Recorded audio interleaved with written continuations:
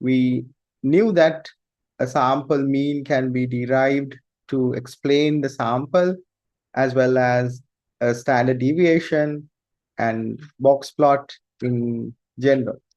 Now, if you want to compare two samples, you do the same.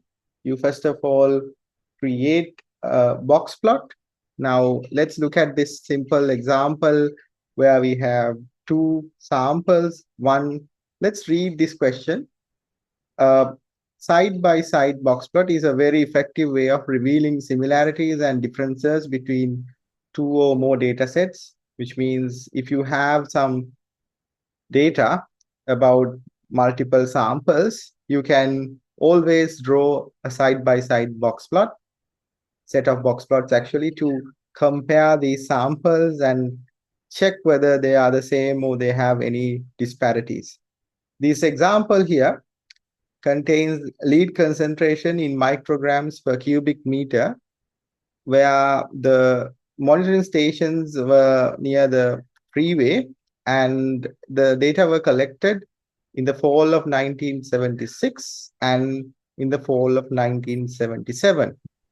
In terms of the data, they belong to 2 years, the preceding year and the present year, if you consider present year as 1977. The samples, the sample values are as such. You start from 6.7 and all the way. There are several values and they are not in the ascending or descending order. They were just randomly collected and the values are there. In order to see how these values change, one thing you can do, you can draw a histogram to check whether the values are distributed around a mean or a certain span. And in order to compare these two values, we can draw a box plot. So in order to draw a box plot, what we need to do is we are interested in comparison of these two data sets, 1976 and 1977. To detect the differences, we can calculate some summary statistics, such as the mean and standard deviation. Remember, we started with the summary statistics. So mean for a sample is a numerical summary, and standard deviation is also a numerical summary. Mean describes the central tendency of the data, where the central point is. Standard deviation describes about the spread of the data. In summary, we just try to see where the center of the data is and how spreaded the data is. So these are the two things that we want to know in the data set. So we have to calculate each mean and standard deviation for the 2 years. We can also display the data through two box plots. Now, if one could see this one, you can still see that the mean and the standard deviation for the two data sets, 1976 has fairly a smaller mean compared to 1977. Just by looking at this, one would be able to assume or derive the fact that there is a higher lead concentration in the freeway in 1977 compared to 1976, because you have obviously a larger mean. But the standard deviation, both of these values are similar. Because of that, you can assume that the spread is quite the same, but the mean value has increased. Now, if I claim that there is an increase, it would be somewhat an ill-derived conclusion, because I don't know the spread of the data, because the data can be affected by anomalies, outliers.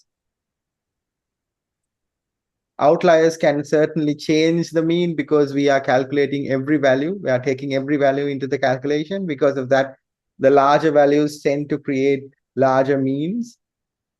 Because of that, let's see how these values are distributed using two box plots. Remember how we have drawn box plots in the previous cases. You have 5-number summary. I will just take this opportunity to recap on what we have done previously as well. Remember 5-number summary. you have to start with Q1, Q2, and Q3. You have the first one is the Q1 boundary, and then you have Q2, the median, and then you have Q3. Remember how we have drawn the whiskers? You start with calculating Q3 minus Q1, which is the interquartile range, and this is the interquartile range. Anything that falls inside 1.5 IQR is considered as a value that belongs to the distribution. So obviously you can extend this up to 1.5 IQR. You start the measurements from here and measure all the way up to here, 1.5 IQR. And also you do the same for the other part as well. Any value that falls inside the 1.5 IQR boundary can be considered as a value that belongs to this distribution. So if it is greater than Q3 and inside 1.5 IQR boundary, we consider it as the whisker, the largest value. So this becomes the whisker here. And anything that is below Q1 and within 1.5 IQR range from Q1, we consider it belongs to the distribution and put the whisker there. Any value that lies away beyond 1.5 IQR is considered to be an outlier. Now you can see, yes, certainly there are several outliers that we can find in the two data sets. As you can see, in 1976, we have two outliers as well. And in 1977, also we have several outliers. Now these are 1, 2, 3, 4 outliers in the lower side, and also 3 outliers in the higher side. Both suggest that the lead concentration in 1977 is higher than 1976 because, as you can see, this is Q2, and anywhere, somewhere here, you can find the mean as well. So you can see the box whisker plot. If you just draw parallels to it, the shift in the distribution obviously suggests that the larger values are found in 1977. So we can say that lead concentration in 1977 is higher than 1976. Now, this is just an example. You can also consider this in other cases as well. It can be financial values, it can be any costs, it can be any profit, or it can be any other value that you are concerned with. You just need to plot the first year and the second year or multiple years in the long run, and then compare the values based on their box plots. And you can easily derive a very coherent and statistically acceptable answer in comparing the multiple values. You will learn about multiple comparisons, multivariate statistics in the future, but for the time being, these are the values and these are the methods that we can use to compare multiple samples. Now let's look at paired data sets. In the previous case, we have two sets of data, two samples. What we did was comparing two samples using the box plots. Here we are looking at paired data sets. There's a difference. This is just two sets of samples. These are paired data sets. In the case of paired data sets, you have an explanatory variable and a response variable. What is an explanatory variable? Let's look at it from a scatter plot. When you complete this section, you'll be able to make a scatter plot to examine a relationship between two variables, describe the overall pattern in a scatter plot, and any striking deviation from that pattern. Use a scatter plot to describe the form, direction, and strength of relationship. This is just statistical relationship. Don't confuse this with any other relationship. This is just strength of a statistical relationship. Use a scatter plot to identify outliers, identify a linear pattern in a scatter plot, and of course, to use transformations. You will be using transformations throughout the rest of your career when it comes to data science, when it comes to any other act of fitting variables to look at the distributions or to find relationship between variables, you may apply transformations. And here we look at a simple transformation, a log transformation. But of course, we have seen how data values can be converted to standard normal as well. That is also a transformation.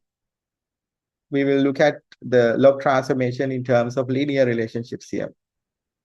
Let's look at a very simple example. Let's try to follow this. And please, if you have your books and notes with you, follow this with me as well. So it will help you. Consumers Union provides ratings on a variety of consumer products using sophisticated testing methods and surveys. One recent study rated 53 laundry detergents on a scale from 1 to 100. So you have a scale that goes from 1 to 100, 1 being the minimum and 100 being the maximum. You have 53 laundry detergents summarizing washing performances under various conditions. So you just check the washing performance of these laundry detergents under various conditions. It can be washing machine, hand wash, or just keeping in the soaked water, so on and so forth. Price per load is given in rupees. We examine the relationship between rating and price per load for these laundry detergents, expecting higher price detergents to have higher rating. Obviously, we assume that if the price is high, the quality should be high. This is a prejudiced assumption, and it is a fairly acceptable hypothesis. We call these kind of prejudiced claims hypothesis. So our hypothesis here is that the higher price would result in higher ratings. We have a different section about hypothesis testing. This is not about hypothesis testing, but this is about having some idea before we test the data. Price per load is the explanatory variable. Rating is the response variable. Now, from the previous statement, where we have higher price detergents to have higher ratings, that is the quotation that I want to highlight. You can assume what is explanatory variable here. We assume that higher price detergents, which means when the price is high of detergents, they tend to give higher ratings. So what gives the higher ratings? We take that the price gives the rating. Now, explanatory variable is price, because that is the variable that we take as the variable that would give the other variable the quality or the quantitative value. Explanatory variable is the price, and it gives the response. The response is the rating. Price is the explanatory variable, and rating is the response. So, in other words, from what you have learned from your high school mathematics, simply the explanatory variable usually lies in the horizontal axis, or otherwise known as the x-axis. In simple terms, response variable typically lies in the orthogonal axis, or the axis that is vertical in the sense, or simply known as the y-axis. So response is in the y-axis, explanatory variable is in the x-axis. Now, having that in our mind, let's move to the next one. So you have price per load and the rating. Please try to have an idea about this, or take a piece of paper and think about how to draw this one. This is just high school mathematics. Please follow what I say, because that will be helpful in many cases, just to have this one in your mind. Now let's try to draw this one. You have a rating of 40, 55, 50, 45, 60. Let's look at the highest rating. 85 is the highest rating. So from your high school mathematics, let's just draw a line and separate this line into 10 segments. 1, 2, 3, 4, 5, 6, 7, 8, 9, and 10. We start from 0 because we know that rating is our response variable. So because we know that it is our response variable, we keep rating on the y-axis. So that's why I am just counting the ticks on the y-axis. So we start with 0, and I'm having 10 segments of length 10, 20, 30, 40, 50, 60, 70, 10, 20, 30, 40, 50, 60, 70, 80, 90, and 100, just to be on the safe side. I know it's 85, but to be on the safe side, I just measured up to 100. And let's look at what we have on the explanatory side of things. Explanatory variable side, that is the x-axis in simple terms. So we have 5 all the way up to 60. So I'm going to do the same. Remember that the scale that you use to count or scale the y-axis needs to be the same that you take when it comes to x-axis. Remember that, because it is important. If you take 1 centimeter here to demarcate 10 units, you have to take 1 centimeter here to demarcate another 10 units in x-axis, on x-axis. Remember that, because in some cases, if you change these scales, the angles that you take would be different. If you have to measure angles in some cases, if you now we are using software for all the cases, but remember that it's always important to derive these things using the fundamentals. So fundamentally, you need to make sure that your y-axis and x-axis are on known scales. So to be on the safe side, it's always good to have unit scale or the same scale for the both axes or axis. Now, for the x-axis, I'm going to use the same distance. And I'm going to measure, this is 10, 20, 30, 40, 50, 60. I know it's 60, so I'll just keep 70 somewhere. 10, 20, 30, 40, 50, 60, and 70. And make sure that you name your axis. So this is what? This is my explanatory variable, price per load. And make sure to put the units as well. This is important. Put the units. And here you have to put rating, and rating doesn't have a unit. Just you can write rating. And then this is my x-axis, this is my y-axis. So we can start plotting this. Price per load 5, rating is 40. So this is 5, rating is 40. I'll just put here. Price per load 10, rating 55. Let's put here. Price per load 15, 50. This is 50, right? 15, 50 somewhere. 20, 45, 20, 45, 25, 60, 25, 60, 30, 35, 30, 35, 35, 70, so 35 all the way up to 70, and 40, 30, 40 is 30, 50, sorry, 45 is 50, somewhere here, and 50 is 85, 50 is 85, 60, there's no, 55 is there, 55 is 40, 40, and 60 is 45. This is 45 here. Right. Now this is simply a scatter plot. You have the explanatory variable,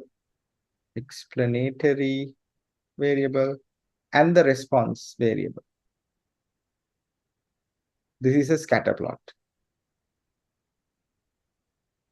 The good thing with a scatter plot is that you can see the general trend as well as how the data sets or the points in this paired data set. We call these paired data sets for a reason, because you have paired it's a combination. If you have learned vector calculus or vectors, this is just a vector 5, 40. So you have a coordinate. It's a paired data set. And you can see the trend as well as the scatter of these data in the space. Now let's go to the next slide. One detergent with an average rating 85 but a higher price per low, that is 50, I think 50, 85, stand out as an outlier. This is an outlier. This is from the visual inspections. If you want to test this, whether this is an outlier or shall I keep it or remove it, what should you do? What should you do?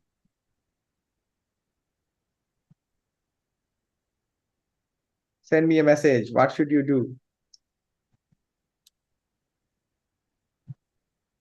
If you want to check whether 85 is an outlier, what should you do?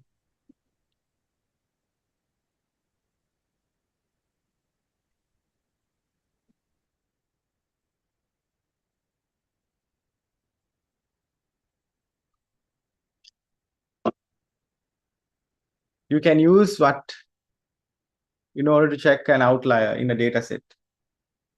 This is a paired data set, yes. But to check whether this data set comprised of an outlier, what can you do simply?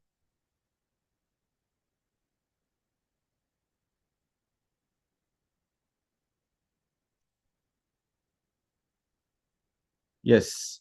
So the first thing that we have done here is checking the data set, the scatter plot visually. So we call it inspecting the data set, inspecting the scatter plot.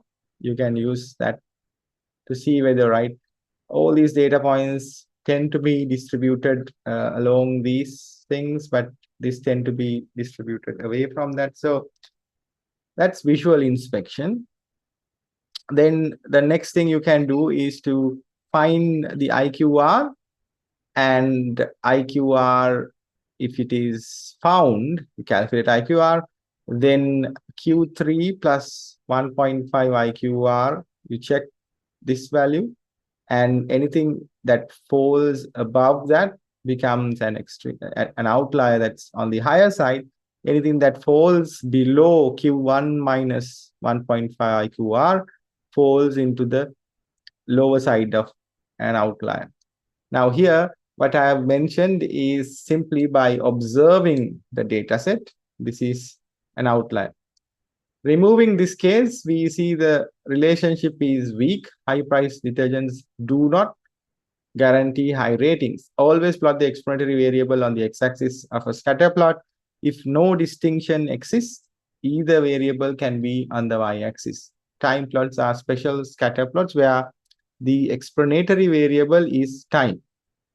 Because, of course, in the case of time plot, you can't change time. It's generally, or in most cases, in fact, in all cases, time is the explanatory variable.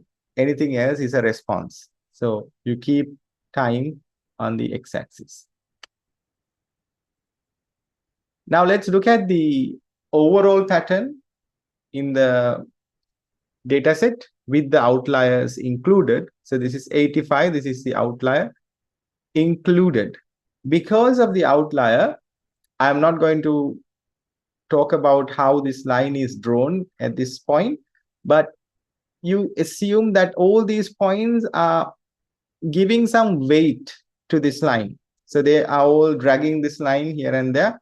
Anything that falls further away from this line can influence this line. So this particular point, being an outlier, influence this line. So it is shifting towards the positive side of things, which is it's kind of increasing in this direction.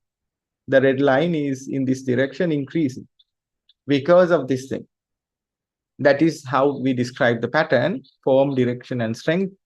It is increasing to the x-axis direction, increasing direction, and it's a weak connection because we don't have a steep line. It's fairly parallel to the x-axis, but still because of this outline.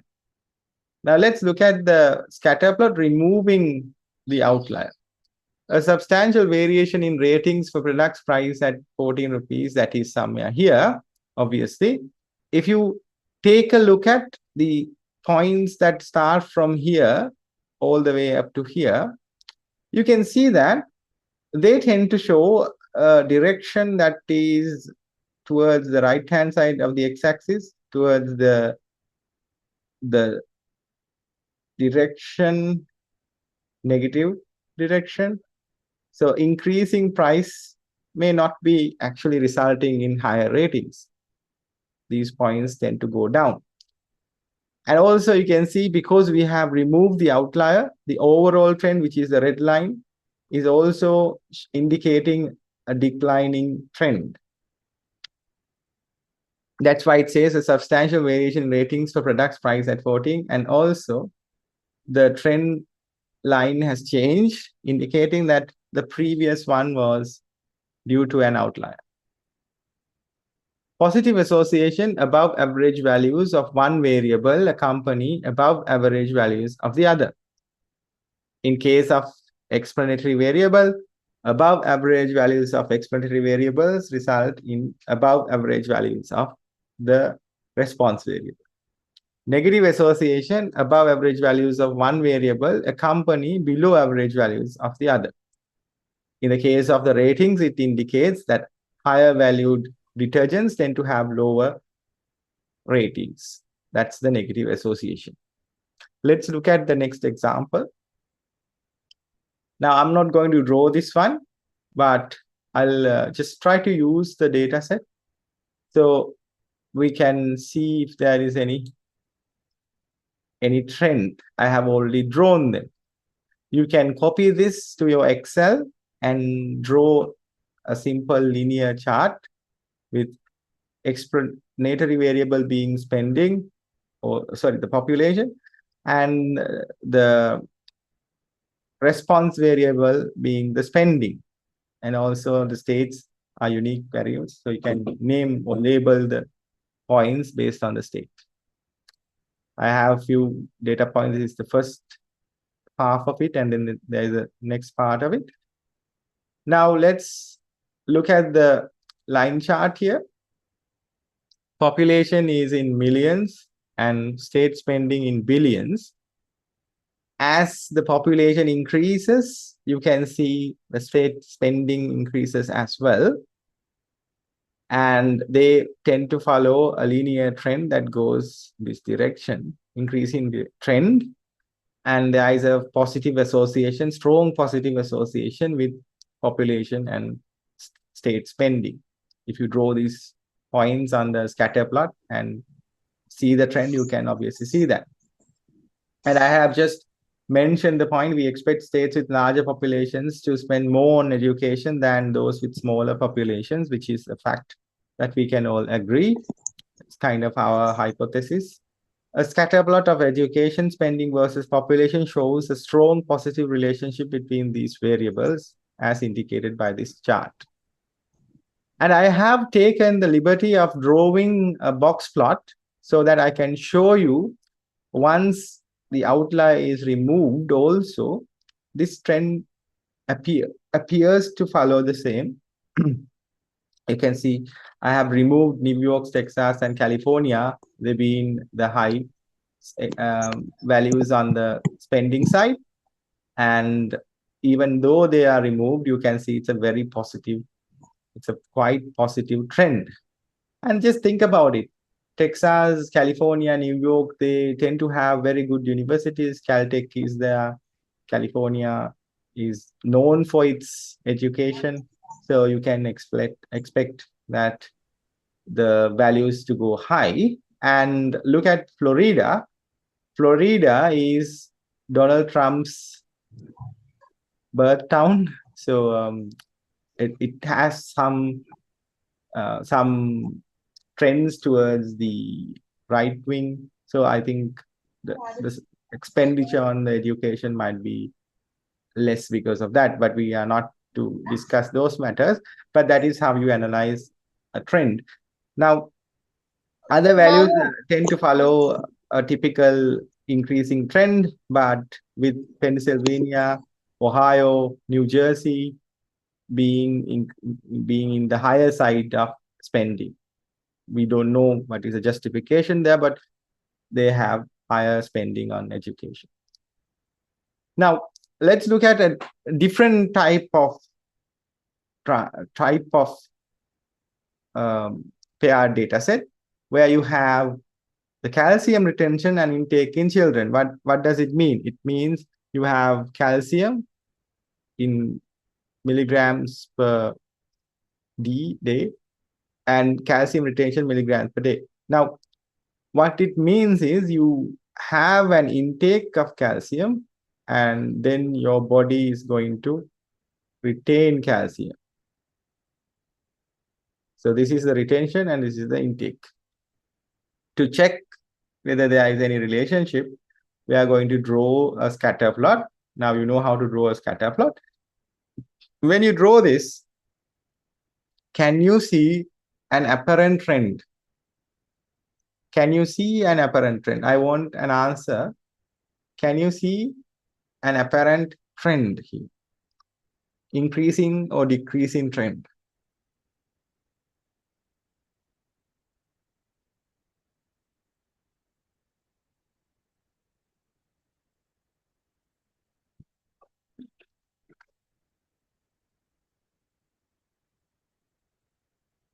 When you look at this data set, what do you see? Is it an increasing trend or a decreasing trend? Or is it apparent? So one answer is no. I think it is for whether it's apparent or not. Is it also to indicate that it is not an increasing trend?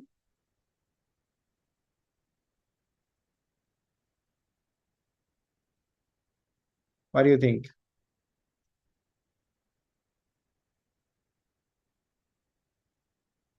Is it an increasing trend or the trend is apparent? It's fairly difficult to actually tell what sort of a trend this is. Of course, we have other techniques to find what sort of a line fits to this data set, where we can go for optimization or finding a linear trend to this one and see whether that is accurate. Yes, we can do that. But the thing is, it's not really apparent. The scattered data set doesn't really show us what sort of a trend this is. And we need to do some extra manipulations to get a better view of it. There is a clear relationship between calcium intake and retention, but it is not linear, because one can also draw another line that goes around this, like this, to cover maximum number of points. That is also possible. That's why it says it's not linear, but there is a clear relationship. Initially, the relationship appears approximately linear, as I have drawn, but then it levels off. It goes like this, but then, of course, it has some sort of a leveling off. Data transformations can be applied to make the relationship more linear. Why do we need to make relationships more linear? Because if we try to use this original trend, we might need to use some complex mathematics. Like in the case of normal distribution, if you remember the normal distribution equation, it is a bit complex. And because of the complexity, we might lose some of the data, some of the information that we can take, because obviously we have some approximations to do. We might need to do some mathematical operations. Because of those things, we tend to like the linearity of relationships, and it's easy to analyze linear relationships as well. Because of that, we tend to like these data transformations to make relationships more linear. This involves replacing original values with transformed values. It's like this. You have, let's say you have a value of 20. The transformation would be you apply some function. It can be any function, any transfer function, and you get a new value. That is a transformation. Now, in the case of log transformation, what we do is we take 20 and apply the log of 20. This is O-level mathematics. Let's take the log 20. When you take log 20, it will be 1 point something. So if you are going to apply natural logarithmic on this one, it is going to be ln 20, and it's going to be a different value, of course, but it's a transformation. There are other transformations that we can do as well, like dividing the number by the maximum number of the distribution. So you can, if you have a maximum number of 85, then dividing any value from that particular value by that particular value will give you a certain value less than 1. And that is also a transformation. People who are going to learn about data science, about machine learning, about deep learning, those will learn about the transformations in detail. There are log transformations, linear transformations, many different types of transformations that are applied on machine learning algorithms to make sure that data is inside the particular ranges. But that is not the scope of this lecture, but they are there. Here, what we do is, as I said, we are trying to transform the available data using log transformation. That's what I'm going to do in the next lecture. But let's look at these remaining points as well.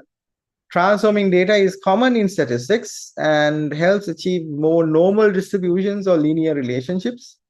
In the case of normal distributions, remember the Z transformation, x minus mu divided by sigma, that is also a transformation. Use of transformations and the interpretations of scatter plots are an art that requires judgment and knowledge about the variables that we are studying. Always ask yourself if the relationship that you see makes sense. If it is not making sense, then obviously you have to rethink of your transformation as well as your data. That is why we need experts with statistics knowledge, not the other way around. If you know statistics, but you are not an expert in any particular subject, then you can't apply these things. You need to get the expertise of the subject, whether it is financial area, whether it's business, whether it's engineering. You need to get the expertise and then apply statistics and data science, not the other way around. If you are going the other way around, you need to improve data science, not the applications. If it does not, then additional analysis are needed to understand the data. That simply means you need to know about your data. Let's look at this particular data set again, calcium intake. But now I have done the transformation for, first thing I have done it for the calcium intake as the explanatory variable, and then drawn the calcium retention as the Y. And I have applied the same transformation the other way around as well. So when we do the transformation, log 10 for the calcium intake, where the explanatory variable being transferred to log. I have this one where you have the calcium retention as such. And I have run the same transformation on the calcium retention as well. And you have this graph. Now, I want you to answer my question. In this case, you have calcium intake and you have calcium retention. Which column would benefit more from the log transfer? Which column or which data point, or which, let's say, which column, to make it simple, would benefit more from the log transfer?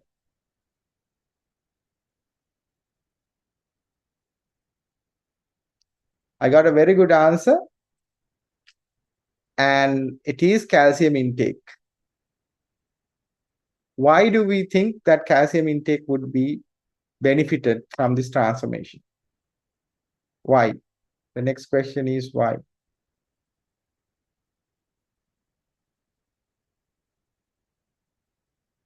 Calcium intake would be benefited, and why? Why do you think calcium intake needs to be transformed?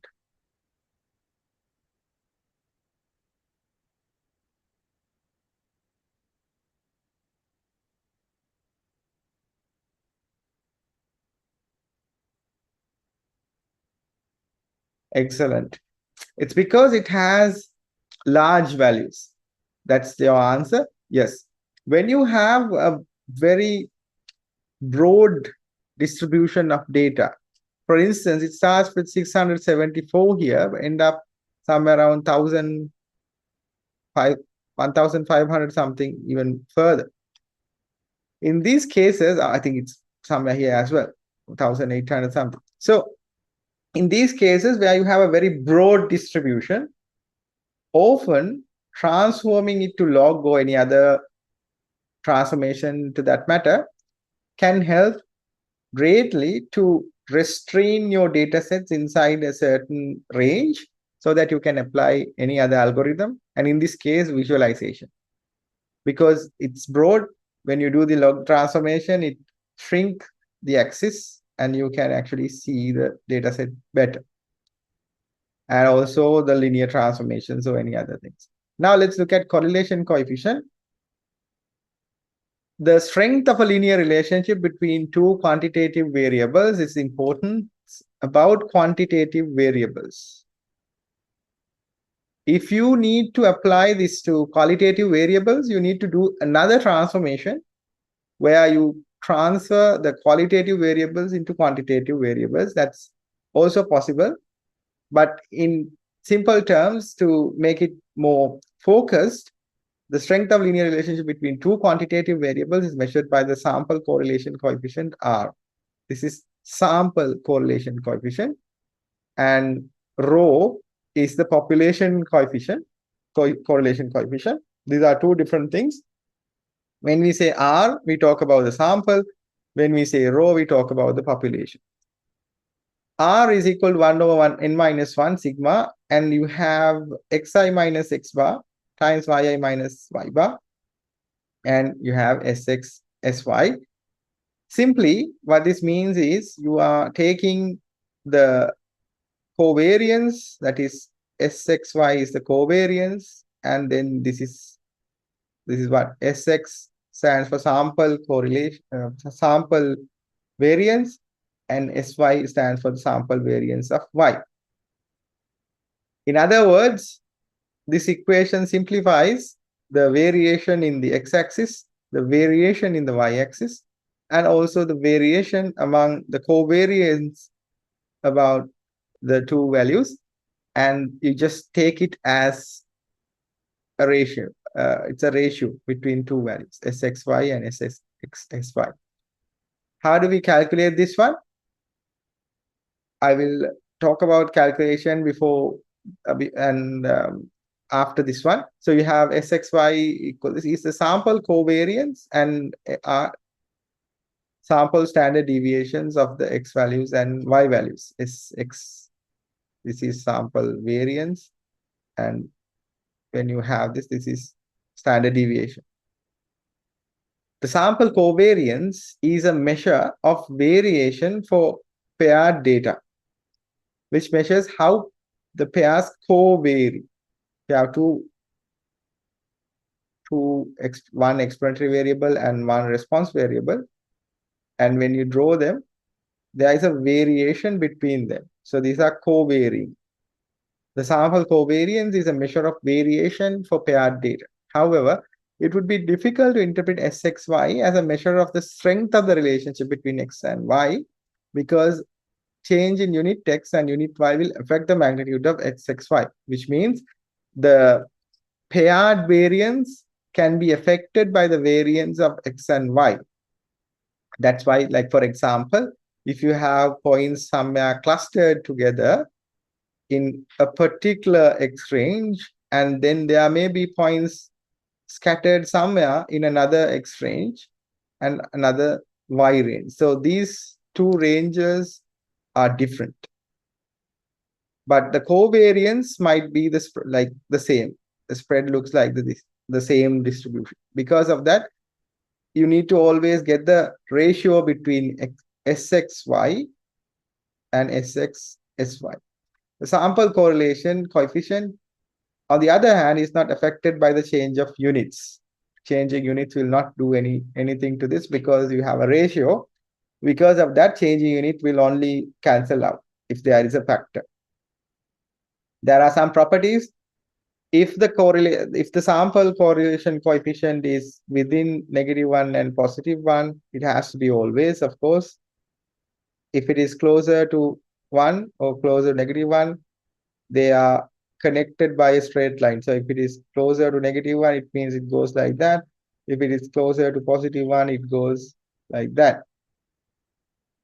Correlation does not necessarily imply causation. It's very important. You will learn about regressions in your next year. Correlation does not necessarily imply causation, which means you can have correlation. Like, I will talk about correlations of different values and different things. You can talk about many correlation events, but not causation. Correlation measures association, not causation. Now, for example, if you have, like, every day you wake up and you apply some creams on your face or some makeup or whatever, and then you go out, and let's say that you get onto a particular bus every day at 7:10 a.m. in the morning to go to work or to go to university or to school. Now, this is what you do. You can associate things with that. For example, you can say that, right, whenever I go on this bus, I get this mark, or I meet this person, in simple terms. Or I can better start my day. If I miss that bus, then it will not be good. So that's an association. It's not a causation per se. We can't really say there's a cause between that. It's an association. If there's a particular bus, like same time, 7:10 bus, but different buses come, you know this. So different buses come at that time. So let's say that you like a particular bus, and if you get onto this bus and you start your day, you feel good, you feel positive, you feel energetic.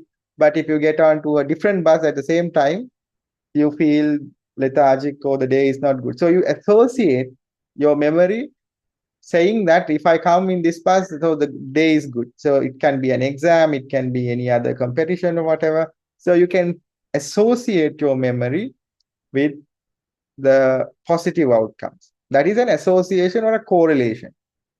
So correlation measures the association. But it's not a causation. You can't just say, just because that you come by that particular bus, your day is good, or you win this competition, or you win this examination. It's not a causation. It's just an association, right? You can argue in different ways, but that's just an association, unless or otherwise proven that there is a cause in this act that gives you the final outcome in your favor. That's a different case, but that's simply an association, and correlation measures this association. I have shown you the figures. Correlation R equals 0, R equals -0.3, and so on and so forth. Positive R indicates a positive association, negative R indicates a negative association. Either way, it's strong if it is closer to unit in negative range or positive range. But it is, when it is near 0, it's weak it is very weak in terms of linear relationship. You can have other relationships, but maybe a circle or whatever cluster, but it's weak linear relationship. I have given several examples because I feel that it's important to have this idea rooted in your memory as some applied example. Advertising spending versus sales revenue. Higher advertising spending often leads to increased sales. Potential sources, you can go for company financial reports, marketing studies, and see that there is a positive relationship. It's a correlation. Temperature versus ice cream sales. Higher temperature correlate with more ice cream sales. This is a true fact. And also higher temperature results in lower sales in tea and coffee. Coffee, I'm not sure, but tea, yes. There is a reduction in tea sales when temperature is high. That's a negative correlation, but here it's a positive correlation, temperature versus ice cream. Then you have unemployment rate versus consumer spending. It's a negative correlation. Obviously, when you have lesser number of people with jobs, you will not consume a lot. Higher unemployment typically leads to lower consumer spending. Vehicle weight versus fuel efficiency. Those who know about vehicles know that when the vehicle weight increases, you need fuel to carry the vehicle weight as well. So obviously the fuel efficiency go down. Then you have shoe size versus IQ. There is no meaningful relationship between shoe size and the intelligence. Hair color versus music preferences. Hair color doesn't have a linear relationship on what music someone enjoys. That is somewhat, even though that may sound crazy, but these are no linear relationship cases. Strong linear relationship, again, near positive, negative one. Height versus weight. Taller individuals tend to weigh more. Strong positive correlation. Years of education versus income. More years of education often lead to higher income levels and higher frustrations as well. Now, important considerations.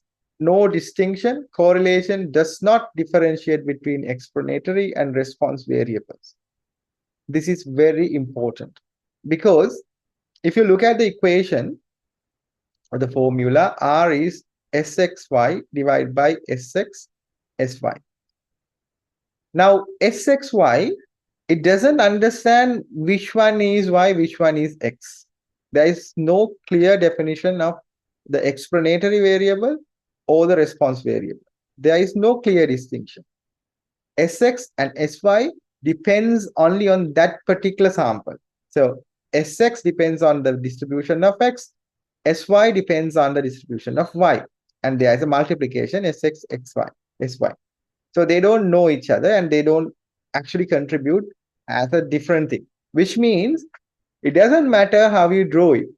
If you draw, say you draw X here and Y here, or you put Y here and X here, the correlation coefficient doesn't understand this. All right. The thing is, if you have XY like this, when you flip it, you may have something like this. Sorry. You have the same relationship, but it will be flipped. So imagine like low X values contributing to higher Y's. So low X's contributing to lower Y's, and higher X contributing to higher Y's. So the same thing. Same distribution. And the R value does not know the difference. So it doesn't know the distinction. Quantitative variables, both variables must be quantitative. If you want to apply this to qualitative variables, you need to transform those variables into quantitative. Unit invariance, changing measurements, they do not affect the R value, which means if you measure something by centimeters and now you are measuring it by meters, then even though that is the case, it will not affect the R value. That's why we use R actually. Otherwise, the measurements will affect the way that you display the data, and that will affect how you look at the data.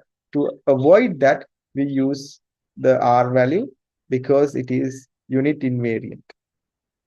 Outliers, correlation is not as resistant to outliers. Not resistant to outliers means it is vulnerable to outliers, which means if you have outliers, what will happen? Outliers will cause SXY and SXXY to change. This will affect the correlation coefficient. It is not resistant to outliers, it is vulnerable to outliers. Direction and strength, when R is greater than 0, it is positive. When it is less than 0, it's negative. Correlation should be accompanied by means and standard deviations for a complete data description. If I ask you this in the exam, you need obviously to show R, of course, that's the ask, but you need to also look at the X bar values and Y bar values as well as the SX, SY to accompany the complete answer. Perfect correlation occurs only when points lie exactly on a straight line. There is a very significant problem in data science. We call this bias variance problem.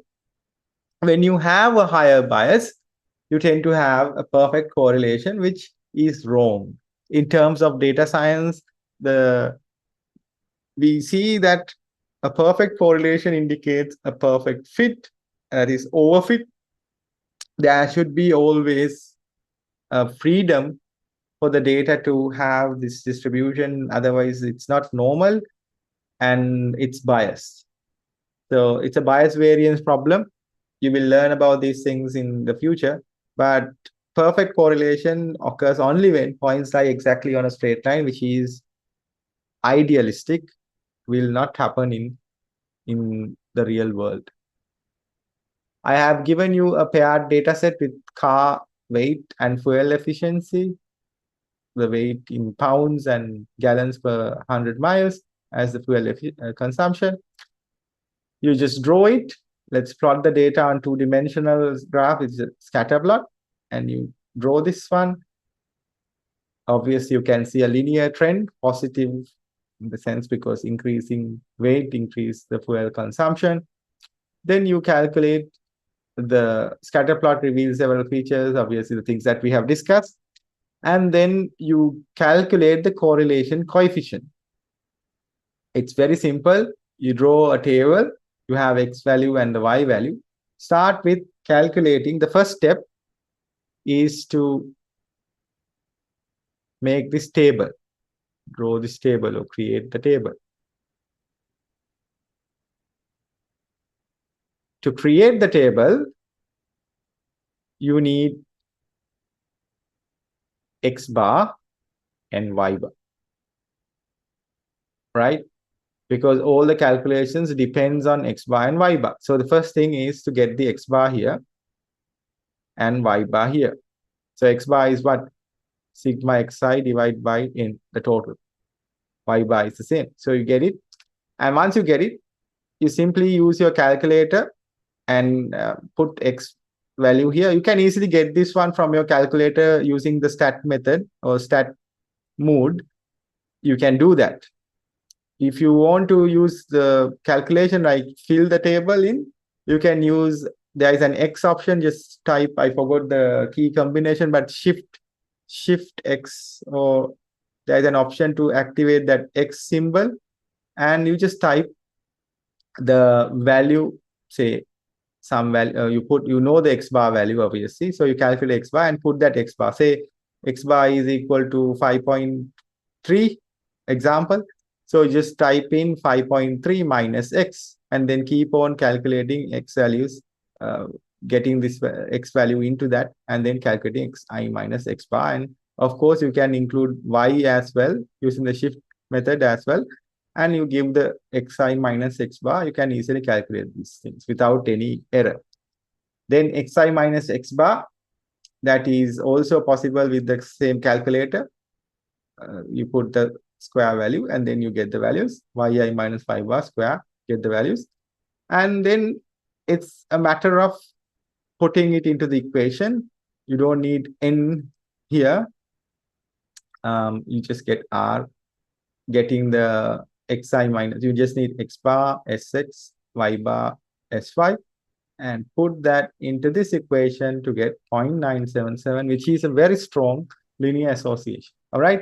Now, with this one, we covered explanatory variables, response variables, correlation coefficient, and even we draw scatter plots. With this one, we conclude the descriptive statistics.